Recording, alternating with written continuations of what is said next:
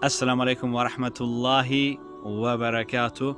Inshallah, today I'm going to talk about the verse Allah mentions the name of the Ramadan, and this is the verse in Surah Al-Baqarah, and Allah Azza wa Jal says, شهر رمضان الذي أنزل فيه القرآن هدى للناس والبينات من الهدى والفرقان. And Allah subhanahu wa ta'ala mentions this verse, says this is the month which is the Qur'an has been revealed. And what was it? Hudan linnas, the guides mankind, and this is guidance in it. And there's also bayinat, the clear signs to prove that this is the revelation is from Allah Azza wa Jal, from God. And also Furqan, it is something that to show the right way and distinguish between right and wrong. And where would we be as a Muslim if you do not have the Quran?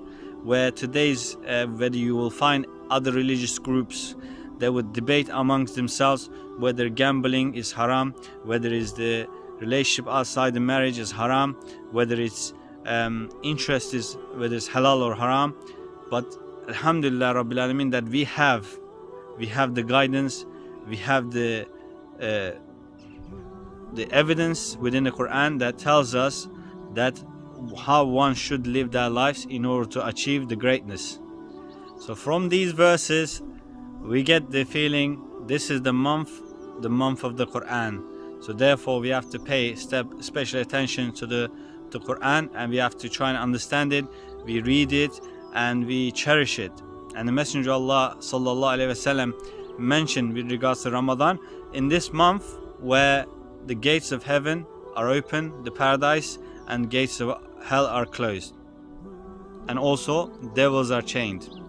So this is the indication that it's going to be less likely Muslim will be sinning in this kind of month, because they want to take the best out of this month by avoiding doing the haram. And also worth noting that the fasting, there is a hadith narration Qudsi which Allah subhanahu wa ta'ala, we know that Allah subhanahu wa ta'ala multiplies things between 10 and 700, between 10 and 700. But when it comes to fasting, Allah subhanahu wa ta'ala says fasting is done for me, so I will reward them. So this shows the importance, this shows that how much is at stake as a Muslim, that we have to remember that there can be reward for more than 700, because it doesn't mention anything. When Allah says I will reward them, so it's kind of multiplies the importance of the fasting for us as a Muslim. And there are other narration which Messenger of Allah sallallahu alaihi wasallam has mentioned that with regards to fasting is a shield which servant protects himself from the fire. And we also know that there is a door in the Jannah, the paradise, is called a door of Rayyan, the one that fasts, and it's another virtue we can all achieve.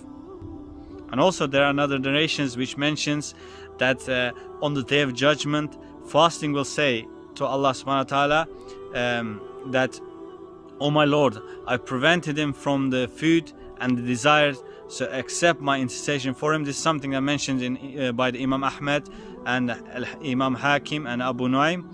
And so this shows that the virtues of the fasting itself, and it's almost like Muslims hitting the jackpot. So inshallah ta'ala we can all do our best in order to get the guidance which Allah subhanahu wa ta'ala tells us in the Quran. And let us just cherish the moments of the Ramadan, and let us try and take as much as we can during this month. Assalamu alaikum wa rahmatullahi wa barakatuh.